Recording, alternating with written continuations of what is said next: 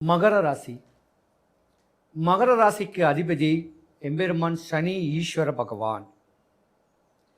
வாதம் பண்ணக்கூடிய ஒரு ராசி தன்மை, விவாதங்கள் பண்ணக்கூடியது, வம்பு தும்பு வழக்குகளை சந்திக்கக்கூடிய ஒரு தருணம் உடைய படிச்ச ஜாதகம், ஆன்மீக ஞானம் உடைய ஒரு பிள்ளைங்க, சிறு வயசிலேயே ஆன்மீக தன்மையும் படிக்கிறதுல கவனமும் ஒரு பிரில்லியண்டான ஒரு அமைப்பும் உடைய ராசி இந்த மகர ராசி.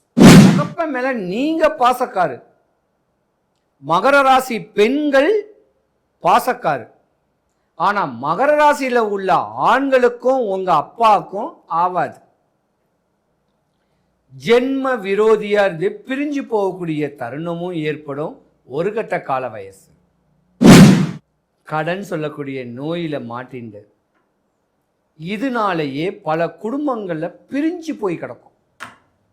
ஆனால் எனக்கு கணவன் ஒன்றுமே பண்ணலே, நான் கஷ்டப்படும் போது அப்படின்னு சொல்லக்கூடிய ஆதங்கத்தில் கணவன் மனைவிக்குள்ள கருத்து வேறுபாடு இருந்து ஒரே வீட்டுக்குள்ள தனித்தனியான ஒரு வாழ்க்கையோ, குழந்தைங்களுடைய வாழ்க்கையில் ஒரு புடிமானம் இல்லாமல் கஷ்டப்பட்டுக்கிட்டு இருக்கக்கூடிய தருணத்தையும் ஏற்படுத்தக்கூடிய நேரம் மகர ராசிக்கு உண்டு. மகர ராசியில் இருக்க வேண்டிய பெண்ணுக்கும் மாமியார் இறந்துட்டாங்கன்னா ஒரு குறை கிடையாது. மாமியார் இறக்கலைன்னா ஜென்ம விரோதி ரெண்டு பேரும்.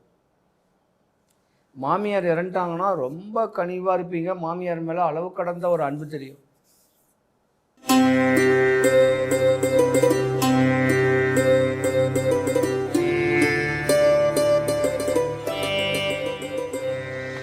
இரண்டாயிரத்தி 26 சித்திர மாதம் தமிழ் வருடப்பிறப்புக்கு பின்பு மேச ராசி முதல் மீன ராசி வரைக்கும் உங்களுடைய இரத்த சம்பந்தப்பட்ட உறவு ஒன்று பிரிய போகுது. கவனம் தேவை 12 ராசிக்காரர்களும். மகர ராசி. மகர ராசிக்கு அதிபதி எம்பெருமான் சனி ஈஸ்வர பகவான். வாதம் பண்ணக்கூடிய ஒரு ராசி தன்மை, விவாதங்கள் பண்ணக்கூடியது, வம்பு தும்பு வழக்குகளை சந்திக்கக்கூடிய ஒரு தருணம் உடைய படிச்ச ஜாதகம், ஆன்மீக ஞானம் உடைய ஒரு பிள்ளைங்க, சிறு வயசிலேயே ஆன்மீக தன்மையும் படிக்கிறதுல கவனமும் ஒரு பிரில்லியண்டான ஒரு அமைப்பும் உடைய ராசி இந்த மகர ராசி. மகர ராசியில் ஆணா பிறந்திருந்தா லா படிக்கலாம், பெண்ணா பிறந்தாலும் லா படிக்கலாம், அட்வொகேட்டாக இருக்கலாம், ஒரு சர்ஜரி பண்ணக்கூடிய அளவுக்கு ஒரு உயர்ந்த ஒரு டாக்டர் ஆகலாம், சினிமா படம் எடுக்கலாம், சினிமா படத்தில் நடிக்கலாம், கலைத்துறையில் பிரகாசிக்கலாம், காவல்துறையிலையும் பிரகாசிக்கலாம். இப்படி ஒரு எண்ணங்கள் உடைய ஒரு மகர ராசி ராகுவுடைய சாரத்தில் முன்னோருடைய அனுகிரகத்தில் பிறந்த தன்னுடைய தகப்பன் வழி முன்னோருடைய ஆசீர்வாதத்தில் பிறந்தவங்க தான் நீங்க. பெண்கள் தான் பாவம்.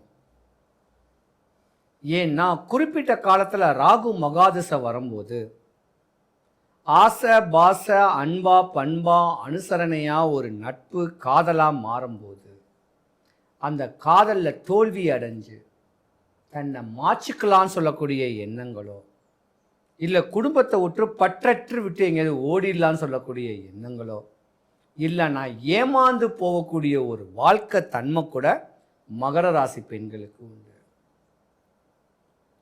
இரு தாரத்து தோஷம் உடையவங்க இந்த மகர ராசி பெண்கள். ஒரு கட்ட காலத்தில் குரு மகாதசை நடக்கும். அந்த குரு மகாதசையில் மண்ணோ பொண்ணோ இல்லை உடலோ விரயமாகும். உங்களுடைய அப்பாவுடைய அப்பாவுக்கு ஆயுசு கொஞ்சம் கம்மி, பாட்டிக்கும் ஆயுசு கம்மி தான். ஒரு கட்ட காலத்தில் ஒரு சில ஜாதகருக்கு தகப்பன் மேல நீங்க பாசக்காரு.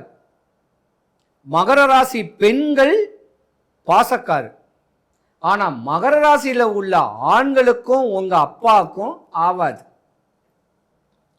ஜென்ம விரோதியாக இருந்து பிரிஞ்சு போகக்கூடிய தருணமும் ஏற்படும். ஒரு கட்ட கால வயசு 40 வயசுக்கு மேலே உங்கள் ஆரோக்கியத்து மேலே கவனம் செலுத்தணும். ஆணாக இருந்தாலும் பெண்ணாக இருந்தாலும். பெண்ணாக இருந்தால் கடனை வாங்கி கடனை கொடுத்து பெரிய ஆள் ஆயிடலான்னு சொல்லக்கூடிய ஆதங்கத்தில் ஆசையில் மாட்டிக்குவீங்க, ஏமாந்துருவீங்க, உங்களையே ஏமாந்துருவீங்க. கடன் சொல்லக்கூடிய நோயில் மாட்டிண்டு இதனாலேயே பல குடும்பங்களில் பிரிஞ்சு போய் கிடக்கும். ஆனால் எனக்கு கணவன் ஒன்றுமே பண்ணலையே, நான் கஷ்டப்படும் போது அப்படின்னு சொல்லக்கூடிய ஆதங்கத்தில் கணவன் மனைவிக்குள்ள கருத்து வேறுபாடு இருந்து ஒரே வீட்டுக்குள்ள தனித்தனியான ஒரு வாழ்க்கையோ, குழந்தைங்களுடைய வாழ்க்கையில் ஒரு புடிமானம் இல்லாமல் கஷ்டப்பட்டுக்கிட்டு இருக்கக்கூடிய தருணத்தையும் ஏற்படுத்தக்கூடிய நேரம் மகர ராசிக்கு உண்டு. மகர ராசிக்கார பெண்கள் வாய்க்கு ருசியான ஒரு சாப்பாடு கணவனுக்கும் பிள்ளைகளுக்கும் செஞ்சு போடக்கூடிய தருணம் உண்டு. நிறைய பேர் கேட்ரிங் தொழிலெலாம் பண்ணுவீங்க, உயர்ந்த பதவியும் இருப்பீங்க, ஆணாக இருந்தாலும் பெண்ணாக இருந்தாலும். கொஞ்ச நாளைக்கு முன்னதான் 7.5 சனி முடிஞ்சிருக்கு. இந்த 7.5 வருஷம் உங்களுக்கு அவமானம்தான், செத்து தான் நீங்கள் பிழைக்கணும். ஆண்டவனுடைய அனுகிரகமும் ஆண்டவனுடைய ஒரு பற்றுதலும் இறைவன் மேலே ஒரு பாசமும் எம்பெருமான் மேலே ஒரு நேசமும் இருந்திருந்தால் மட்டும்தான் இந்த பிரபஞ்சத்துடைய விதி நீங்கள் உயிரோடையே இருந்திருக்க முடியும். இல்லைன்னா சூசைட் அட்டம்ப்ட் நிறையா பண்ணி உங்கள் குடும்பம் பிரிஞ்சு இருந்திருக்கும். அதனால் எந்த குறையும் வராது. மகர ராசி பெண்களை கெட்டதுக்கு மற்ற ராசிக்காரங்களாம் கொடுத்து வச்சுருக்கணும்.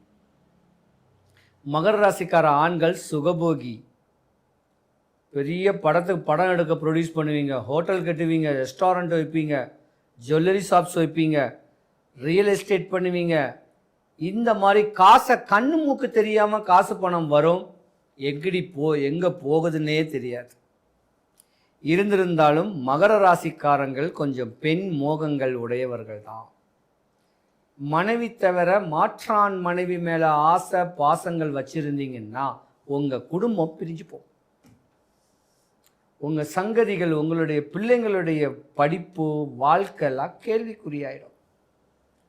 முடிஞ்ச அளவுக்கு இல்லறத்தோட பின்னி பிணைந்து ஒன்றுடன் கலந்து அற்புதமான ஒரு வாழ்க்கையை வாழ்ந்து வந்தீங்கன்னா உங்கள் குடும்பம் இனிமே சுபிக்ஷம் பெறும்.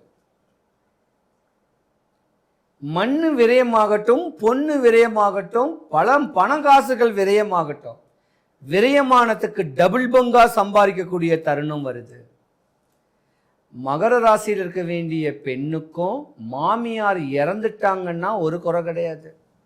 மாமியார் இறக்கலைன்னா ஜென்ம விரோதி 2 பேரும். மாமியார் இறந்துட்டாங்கன்னா ரொம்ப கனிவாக இருப்பீங்க, மாமியார் மேலே அளவு கடந்த ஒரு அன்பு தெரியும்.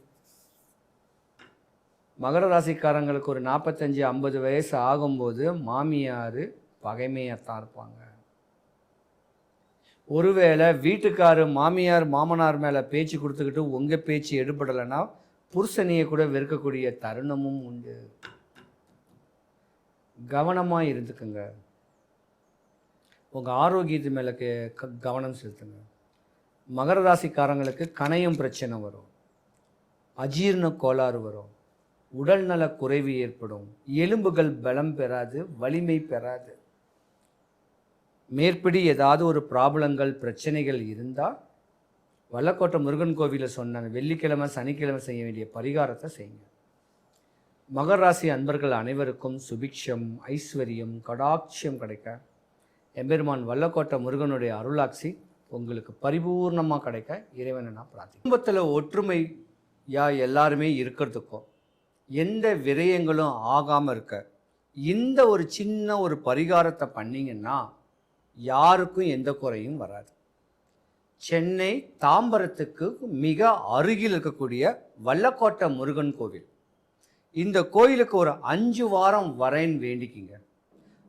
வாரம் போகிறதுக்கு முன்ன ஒரே ஒரு சேவல் வாங்கி உங்கள் வீட்டு வாசலில் கட்டி போட்டு தீனி போடுங்க. 5வது வாரம் அந்த சேவலை எடுத்துட்டு கோயிலுக்கு கொண்டு போயிட்டு கோயில் அதிகாரிகள் கிட்டையாவது கோயில் குருக்கள் கிட்டையாவது கேட்டு, நான் இந்த மாதிரியான ஒரு பரிகாரத்தை இந்த கோயிலுக்கு இந்த சேவலை நியமிச்சு விடுறேன் அப்படின்னு கேட்டிங்கன்னா அவங்க ஒரு வழிபாடை ஒன்று சொல்லுவாங்க. அந்த வழிபாடை சொல்லும் போது அவங்க சொன்ன மாதிரி நம்ம அந்த பரிகாரத்தை பண்ணோன்னா குடும்பத்தில் ஒற்றுமை, நோய், அரசியல், ஆன்மீகம், கடன், பயம், சத்ரு, எதிரி, செய்வினையால் பல இடையூறுகள் அடைஞ்ச நீங்களும் கஷ்டங்களும் கருமாயமும் பற்ற நீங்களும் இந்த ஒரு சின்ன வழிபாட்டை முறையான நாள் வெள்ளிக்கிழமை, சனிக்கிழமை இந்த 2 தினத்தில் பண்ணிங்கன்னா உங்கள் வாழ்க்கை சுபிக்ஷம், ஐஸ்வர்யம், கடாட்சியம் கிடைக்கும். சிவாய நமः.